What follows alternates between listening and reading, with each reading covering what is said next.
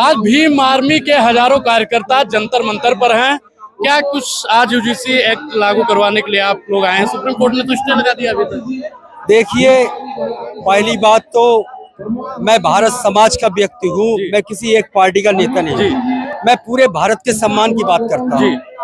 और हमारे देश में सदियों से जो शब्द बोले जाते हैं उनका सच आज XYZ देश का कोई नेता या नागरिक जानता ही नहीं है। अगर उनको जाति भेद वर्णवाद भुला करके अगर उन शब्दों के अनुसार चले तो हमारे देश में यूजीसी का या SC/ST एक्ट की कोई जरूरत ही नहीं होती। सच्चाई ये है, जैसे कि हमारे देश में राजनीति, संविधान या आपका गायत्री मंत्र, सत्य सनातन शब्द और संविधान को जो पहले सब समाधान उसको संविधान बना है, बाद में जब संविधान लिखा तो वो संविधान बन गया। तो ये ऐसे शब्द है हमारे देश को सबको समानता लाने वाले शब्द। लेकिन बड़े दुख की बात है कि आप हमसे कह देते हो कि आप पढ़े लिखे कितने हो।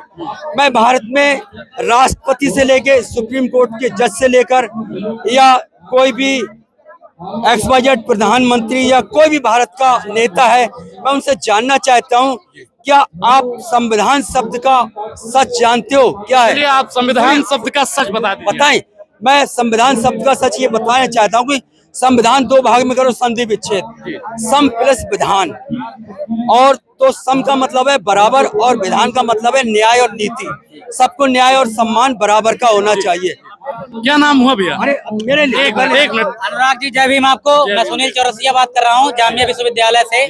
जी, आज यूजीसी लागू करो का बात कर रहे हैं, कह रहे हैं कि मंडल की मांग अधूरी है, जातीय जनगणना जरूरी है। जातीय जनगणना कैसे होगी और यूजीसी लागू कैसे होगा? जातीय जनगणना जैसे कि सरकार ने कहा है कि वो इसको कराने के पक्षधर में है, पर बहुजन समाज ये नहीं चाहता कि ये षड्यंत्रकारी लोग सही तरीके से करा पाएंगे।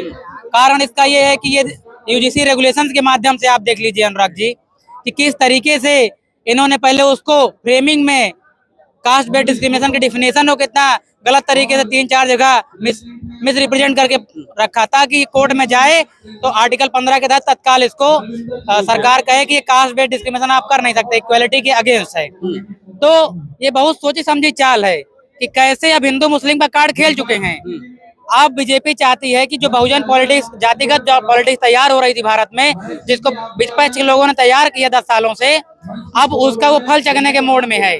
तो बीजेपी वाले, RSS वाले अब चाहते हैं कि कैसे हिंदू मुस्लिम का कार्ड बंद करके अब अगड़ा बनाम पिछड़ा करके उसका लाभ लिया जाए। उसका एक ये कैटलिस्ट का टेस्ट कर रहे हैं, ये टेस्ट कर रहे हैं बीजेपी वाले। पर उनको अब बहुजन समाज जाग चुका है, इन्होंने जगाया है और हमारे संघर्षों हम आदी हो चुके हैं।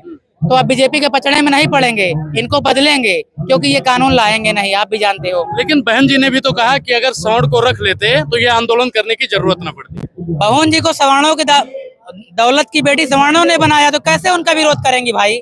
आप ही बताइए।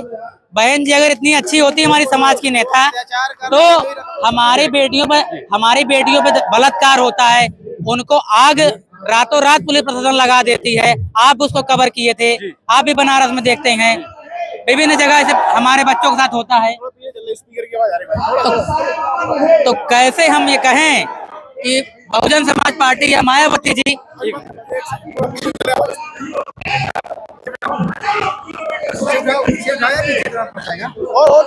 हाँ आ जाइए एंड में चले उधर।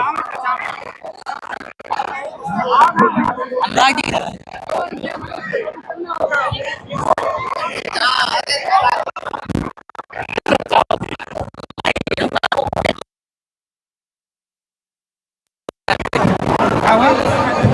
दूसरी बात कर रहे हैं भैया, देखना ठीक है, कैमरे में देखना जी। तो अनुराग जी, जैसे कि मैं अपनी बात कह रहा था कि ये बीजेपी की सोची समझी एक चाल है कि कैसे अब दलित पिछड़े का वोट अपनी पार्टी में संगठित किया जाए।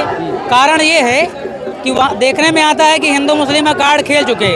अभी ये 10 साल हिंदू मुस्लिम कार्ड अब नहीं खेलेंगे, ये मैं आपको लिख के दे रहा हूँ। कारण उसका ये है कि अभी काशी मथुरा बचा के रखे हैं, उसकी पॉलिटिक्स को 10 साल बाद फिर से करेंगे। अब वो अगड़ा बनाम पिछड़ा करेंगे। तो बहुजन समाज के लोगों से मैं आग्रह करता हूं कि बीजेपी के ट्रैप में ना फंसें। देखो जाति जनगणना की बात उठाई, राहुल गांधी से लेकर विभिन्न नेता, चंद्रशेखर भाई, सब लोग उठाए, तो उससे उन्होंने क्या किया कि बहुजन आवाज़ जो थी उसको अपने फेवर में करने के लिए तत्काल कहा कि हाँ हम इसे लागू कराएंगे। और 24 में चुनाव हुआ तो कुछ बहुजन के लोग, भोले भाले लोगों को बरगलाने का काम किया। क्या भाजपा दलित समाज को बरगला रही है? बिल्कुल बरकरार रही है।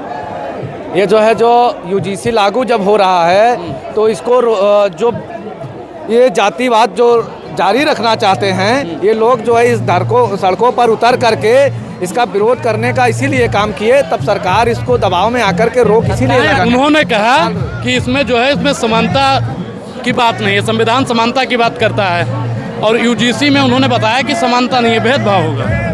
अच्छा, भेदभाव होगा, आप सवाल को मोड़िए ना। पहले मैं कहना चाहता हूँ, जब सवर्णों को 10% का आरक्षण मिला तब उसको उन्होंने क्यों नहीं कहा कि मुझे आरक्षण नहीं चाहिए, मुझे जो दबे कुचले समाज के लोग हैं, दलित, पिछड़ा, अल्पसंख्यक लोग हैं, इनके समानता की बात करते हैं, तब क्यों नहीं भाईचारे की बात की?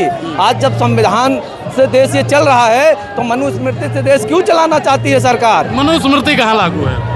क्यों नहीं? आज जब आज दलित की हत्या होती है, आज जब कहा जा रहा है मोदी, यही जो मुख्य प्रधानमंत्री हैं इस देश के, मोदी जी, उनको तेली तमोली कहा जा रहा है और उनके जाति सूचक शब्दों से उनको अपमानित करने का काम किया जा रहा है। तो ये क्या समझा जाए? ये मनुस्मृति का तो ही राज हुआ करता था कि तेली जो है तेल बेचने का काम करेगा, चमार चमड़ा खली आएगा। ये उसी समय की तो प्रथा व्यवस्था बनाई हुई है।